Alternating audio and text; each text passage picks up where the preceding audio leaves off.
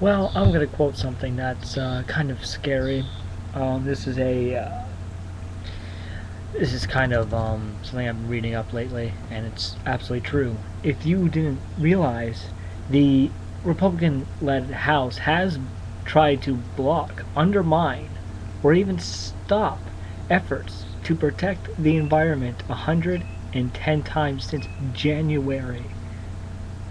Um, the National Resource Defense Council President Francis Beinecke wrote recently, this body of lawmakers stands an excellent chance of becoming the most anti-environment House of Representatives in U.S. history. I'm quoting that from Time Magazine.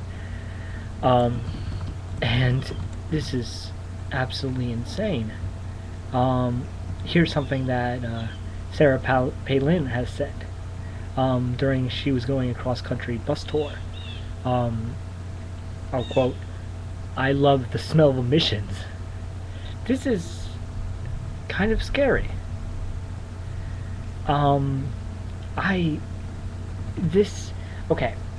If we were to get rid of the Environmental Protection Agency, that means that the regulation that and enforcement of industries would go down. I mean, everyone's like, "Well, we'll just move." Well, you can't just move now in a recession. And even back then, it was even hard to just move out of your house, out of the state, or even just down the damn street, because of the houses on the price on houses, mortgages, and so forth. So if a let's just say a plant pops up near your neighborhood, you won't be able to move. Um, and if they're pumping tons of shit in the environment, you can't sue them because there's no laws against it.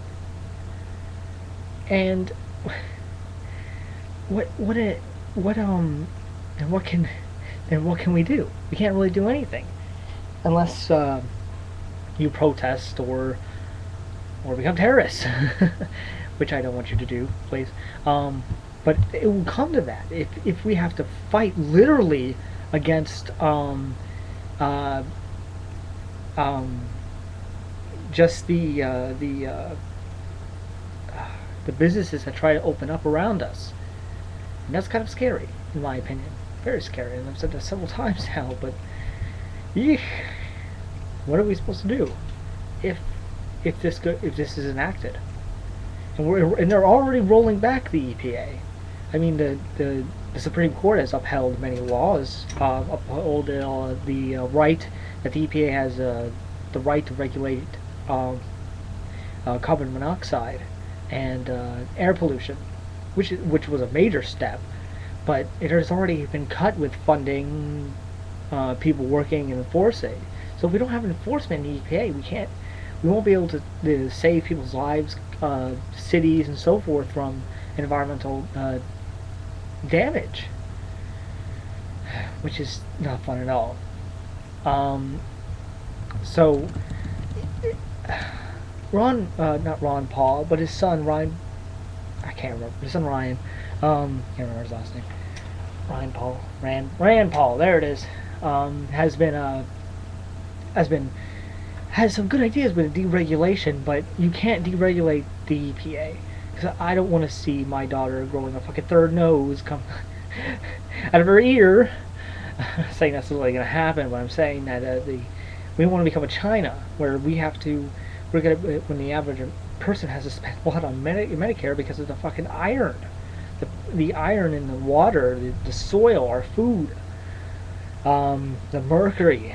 It, when you gotta realize that yes, not funding the EPA will save money. It will save tons of money, but in the long run, it wouldn't be healthy for the environment. Now, everyone can say, well, the environment doesn't really matter, or well, it kind of does because it's just like the free market, the free market system. We have to, it can't, but it can't regulate itself when you have human interaction in an environment. It can't when you take certain plants away, certain animals away, or you dump a whole bunch of shit onto it. Well, I want you to think about what if a corporation used your house as a dumpster. What if you were a cat and lived in a no an owl that lived in a tree, and it suddenly cut down your house, or a company came in and stole your house just because it needed it for there? Would you allow that? No, I do not believe so. So what does it? Why would you allow someone to take property from the environment or nature? God's nature, if you want to go into religious debate. Alright, thank you very much if you have listened to this entire video.